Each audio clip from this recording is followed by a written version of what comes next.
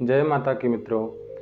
आज मैं आप सबको एक दिव्य रहस्य के बारे में बताऊंगा जो शायद आप लोगों ने पहले कम ही सुना होगा, और अगर सुना होगा तो सही जानकारी के साथ नहीं सुना होगा। इस दिव्य रहस्य का नाम है कुंजिका स्तोत्र, सिद्ध कुंजिका स्तोत्र। इस समय नवरात्रि का परम पावन पर्व चल रहा है और आप सबको बता दें कि माता के 9 दिनों में चंडी के रूप में माँ अलग अलग रूप में आती है, जैसे शास्त्रों में वर्णन है। और आप जब कभी दुर्गा सप्तशती का पाठ करें तो देव्याः कवचम में लिखा है, प्रथमम शैलपुत्री चा, द्वितीयम ब्रह्मचारिणी, तृतीयम चंद्रघंटेति, कूष्मांडेति चतुर्थकम, पंचमम स्कंदमातेति, षष्ठम कात्यायनीति चा, सप्तमम कालरात्रीति, महागौरीति चाष्टवम, नववम सिद्धिदात्री चा, नवदुर्गाः प्रकीर्तिताः। अब देखिए, जैसे 9 दिन की नवरात्रि होती है तो पहले दिन जो माता का स्वरूप होता है वह शैलपुत्री के रूप में होता है। शैलपुत्री जो है भगवान शिव की अर्धांगिनी। द्वितीय दिन ब्रह्मचारिणी, इनको ब्रह्माणी भी कहा जाता है, यानी ब्रह्मा जी की शक्ति से समन्वित रहती है माता, और एकदम दिव्य अलौकिक स्वरूप श्वेत वर्ण का माँ का होता है। द्वितीय ब्रह्मचारिणी का रूप होता है। तृतीय माता का होता है चंद्रघंटा। इनके जो है तो मस्तक पर चंद्रमा विराजमान होता है, जैसे भगवान शंकर के मस्तक पर विराजमान होता है। चंद्रघंटा माता के नाम से माँ तीसरे दिन सुशोभित होती है, और कूष्मांडा माता के नाम से जो है चतुर्थ दिन। स्कंद माता के नाम से स्कंद माता विशेष माँ जो हैं तो अपनी गोद में कार्तिकेय जी को लेकर के बैठती हैं, इसलिए भी इनका स्कंद माता कहा गया, क्योंकि स्कंद नाम कार्तिकेय जी का है। महाकाली के स्वरूप में माँ सप्तम दिवस में आती है, कात्यायनी के रूप में माँ षष्ठम दिवस में आती है, और फिर महाकाली के रूप में सप्तम दिवस में, और इसके बाद माँ पूर्णता की ओर होती है, अपनी चरम सीमा पर होती है। इनमें दिव्य अलौकिक शक्तियों का संचार होता है तो उसे महागौरी कहा जाता है। और 9वें दिन माँ एकदम शांत स्वरूप में होकर के सबको मनोवांछित फल देती हैं, आशीर्वाद प्रदान करती हैं, इसलिए इनको कहा गया सिद्धिदात्री, नववम सिद्धिदात्री चा। इस प्रकार से माँ के 9 स्वरूप अलग अलग हैं। और जिस रहस्य की हम बात करने जा रहे हैं उसका नाम है श्री सिद्ध कुंजिका स्तोत्रम। देखिए दुर्गा सप्तशती का पाठ जो भी वैदिक ब्राह्मण विद्वान करते हैं, बहुत से ब्राह्मणों को भी यह बात पता नहीं होती, और अथवा पता होती है तो समय के अभाव में करते भी नहीं है। किंतु संपूर्ण सप्तशती का पाठ करने के बाद भी अगर एक पाठ श्री सिद्ध कुंजिका का नहीं किया गया तो वह संपूर्ण पाठ जो है व्यर्थ सा ही होता है। जैसे जंगल में कोई रोए और उसकी सुनने वाली कोई नहीं होता, ठीक इसी प्रकार से तो हमें चाहिए। अब अच्छा, कुछ लोगों की भ्रांति यह भी है कि सिद्ध कुंजिका में लिखा है कि ना तो कवच की आवश्यकता है, न अर्गला की, न कीलक की, न कवचम नार्गला स्तोत्रम, न कीलकम, न रहस्यकम, न सूक्तम, नापि ध्यानम च, न न्यासम, न चवार्चनम। तो यह बात बिल्कुल निसंदेह सत्य है, किंतु उसका मतलब यह नहीं है कि आप कवच, कीलक, अर्गला, शापोद्धार इत्यादि ना करें, सप्तशती न्यास ना करें, और दुर्गा सप्तशती का पाठ ना करें, और सीधे जो है तो सिद्ध कुंजिका का पाठ कर लें और संपूर्ण फल प्राप्त हो जाएगा। ऐसा भी नहीं है। यह उनके लिए है और उस अवस्था के लिए है जिसकी बहुत इच्छा है माँ की पूजा करने की, और उसके पास समय नहीं है, या फिर असाध्य है कोई रोग की वजह से या फिर किसी भी कारण की वजह से, तो वह कुछ क्षणों में माँ की सेवा कर ले। किंतु इसका मतलब ये नहीं कि आपके पास समय है और आप स्वस्थ हैं, बैठ सकते हैं, बैठ करके पाठ भी कर सकते हैं, फिर भी आप इस मार्ग को चुनें, ये उचित नहीं है, ये अनुचित मार्ग है। किंतु आप संपूर्ण सप्तशती का पाठ कर लें, और अगर श्री सिद्ध कुंजिका स्तोत्र का पाठ ना करें तो भी व्यर्थ है।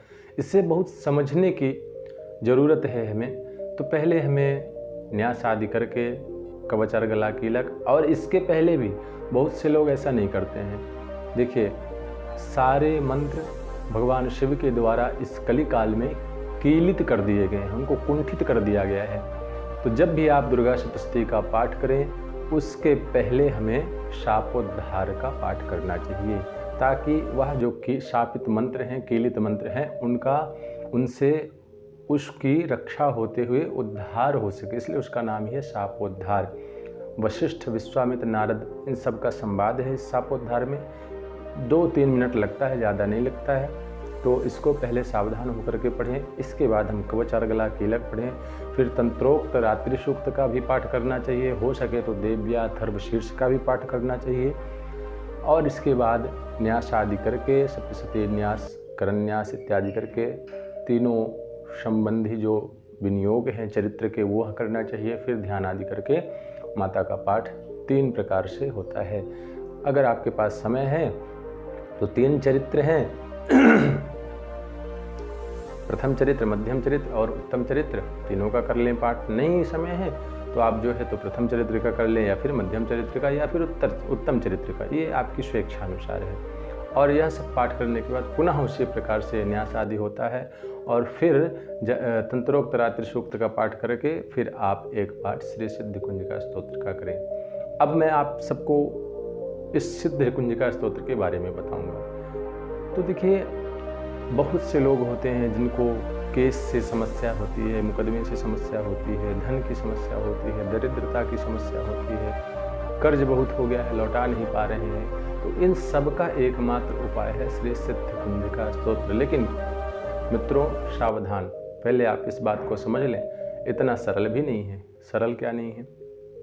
सरल यह नहीं है कि जब तक आपको भगवती अम्बा के ऊपर विश्वास नहीं होगा, जब तक आप अपने हृदय से उस शक्ति को स्वीकार नहीं करेंगे, तब तक यह पाठ आपके लिए व्यर्थ सा ही है। तो पहले आपका सर्वस्व समर्पण होना चाहिए माता की कृपा शक्ति पर, और इसके बाद भी अगर आप अभक्त हैं तो भी आप इसके अधिकारी नहीं हैं, अथवा किसी वैदिक ब्राह्मण को इसका उपदेश भी नहीं करना चाहिए।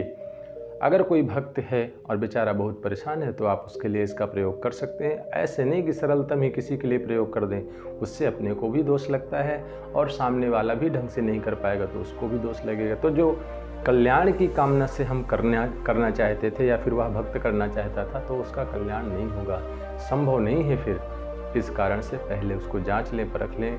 अनाधिकारी को यह विद्या ना दें, क्योंकि उसमें स्वयं भगवान शिव ने माता पार्वती को कहा है कि इसकी रक्षा उसी प्रकार करना स्वयो निरिव पार्वती। हे पार्वती, जैसे आप अपने शरीर का रक्षण करती हो, इसको गुप्त रखती हो, इसी प्रकार से यह विद्या गुप्त है, ऐसे किसी को नहीं देना चाहिए। अब कितने पाठ करें और कैसे करें और कब करें? तो देखिए, सबसे पहले तो हम आपको बता दें कि इसका समय जो होता है वह रात्रि काल में हो सके तो 9 से 11-12 के बीच में बहुत ही सुंदर रहता है, और ब्रह्म मुहूर्त में भी दिन ना निकले, यानी सूर्य भगवान ना निकले उसके पहले भी इसका पाठ उत्तम माना गया है। अथवा अष्टमी की बेला समाप्त हो रही हो और नवमी की बेला लगने वाली हो, यानी 1 घड़ी अष्टमी रह जाए, तब भी आप यह पाठ, इसको संधि काल कहते हैं। अष्टमी जा रही हो, नवमी आ रही हो, तो इसको संधि काल कहते हैं। इस समय भी यह पाठ का बड़ा उत्तम फल प्राप्त होता है। तो इसके हमें 108 पाठ, 1100 पाठ, या फिर नहीं हो सकते तो 9 पाठ भी कर लें, 7 पाठ कर लें। सबकी कामना के अनुसार अलग अलग हैं। जैसे आपको मान लीजिए केस मुकदमे से समस्या है, परेशानी है, तो आप इसके जो है तो 7 पाठ कर लें और फिर 1-1 पाठ रोज करें। और इसके अंदर जो मंत्र है उस मंत्र का मेन प्रभाव है। पहले तो आप पाठ करें, फिर इस मंत्र की 1 माला का जप भी करें। तो इस प्रकार से आपको हर प्रकार से जप भी कर सकते हैं, हवन भी कर सकते हैं। विशेष तौर पर अगर आपको जैसे समझ लीजिए कि धन की बड़ी इच्छा है, तो उस मंत्र को पढ़ करके अंत में महालक्ष्मी स्वाहा ऐसा बोल करके माँ लक्ष्मी का नाम लेकर के आप स्वाहा कर सकते हैं 108 बार। इसी प्रकार अगर आपको शक्ति की इच्छा है, रोग इत्यादि हैं, कर्ज से मुक्ति नहीं मिल रही, शत्रु बहुत परेशान कर रहे हैं, तो आप ओम महाकाली स्वाहा मंत्र पढ़ने के बाद अंत में महाकाली के नाम से, विद्या की इच्छा है, आपको वाणी की इच्छा है, तो फिर आप माँ सरस्वती का आवाहन करके और वहाँ पर स्वाहाकार करें। इस प्रकार से श्री सिद्ध कुंजिका का रहस्य आपको हमने अपने YouTube चैनल के माध्यम से बताने की कोशिश की है। हमारे YouTube चैनल ब्रह्मशंकर शास्त्री प्रयागराज को आप ज़्यादा से ज़्यादा लाइक करें, सब्सक्राइब करें और सबको शेयर करें, क्योंकि ऐसी जानकारियाँ इस नवरात्रि में हमें अचानक ही ध्यान में आ गई, तो हमने कहा अपने चैनल के माध्यम से आप सभी भक्तगणों को बता दें। इससे कहीं न कहीं किसी न किसी का कल्याण ही होना है, किंतु ध्यान रहे इस विद्या का दुरुपयोग कोई भी ना करे। यह मेरी हाथ जोड़ करके आप सबसे करबद्ध प्रार्थना है, ताकि मैया सबका भला करें और सब पर कृपा बरसाएं। आज के वीडियो में हम आपको इतना ही बताएंगे, आगे की जानकारी हम किसी दूसरे वीडियो में देंगे। और भी हमारे चैनल में बहुत सारी वीडियो पड़ी हुई हैं, भागवत कथा की भी हैं, सुंदर सुंदर सुविचार हैं। तो आप सब जो है तो हमारे चैनल को सब्सक्राइब कर और लिंक में जा कर के देख सकते हैं। बहुत सारे सुविचार हैं, वीडियो हैं इत्यादि। तो आज के लिए बस हम इतना ही कहेंगे। और आपको अगर ऐसी किसी भी विषय में जानने की इच्छा हो तो कमेंट बॉक्स में हमें लिख दिया करें, तो हम आपकी समस्या से जुड़ी हुई समाधान को देने की कोशिश करेंगे अपने वीडियो के माध्यम से। जय श्री कृष्ण मित्रों, जय श्री राधे, धन्यवाद।